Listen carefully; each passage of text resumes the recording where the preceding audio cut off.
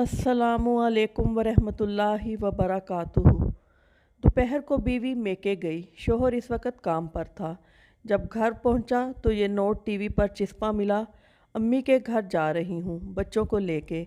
नीचे की बातों पर एहतियात से अमल करना। नंबर 1, दोस्तों को घर बुलाकर कबाड़ खाना मत बना देना।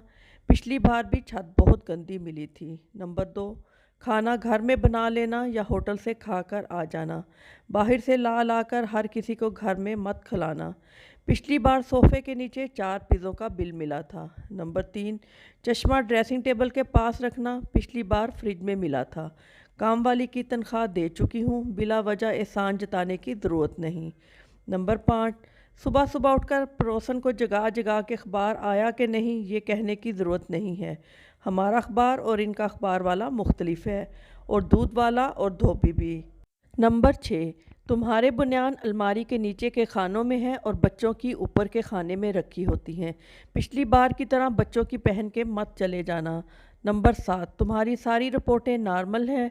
बार बार इस लेडी डॉक्टर के पास जाने की ज़रूरत नहीं है। नंबर 8, मेरी बहन और भाभी की सालगिरह गुज़श्ता माह ही हो गई है। रात को फ़ोन करके इनको विश करने की कोई ज़रूरत नहीं है। नंबर 9, वाईफाई का पासवर्ड तब्दील कर दिया है, जल्दी सो जाना। नंबर 10, ज़्यादा खुश होने और इतराने की ज़रूरत नहीं है क्योंकि मेरी सारी सहेलियां भी अपने अपने मेके जाने वाली हैं। नंबर 11, शक्कर पत्ती कॉफ़ी मंगाने के बहाने इस कलमोही पड़ोसन के घर बार बार जाने की ज़रूरत नहीं है।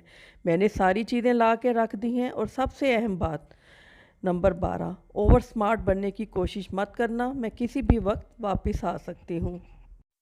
उम्मीद है आज की स्टोरी आपको बहुत इंटरेस्टिंग लगी होगी। और बहुत सी ऐसी स्टोरी सुनने के लिए चैनल को सब्सक्राइब कीजिएगा और लाइक कीजिएगा। बहुत शुक्रिया। अल्लाह हाफिज़।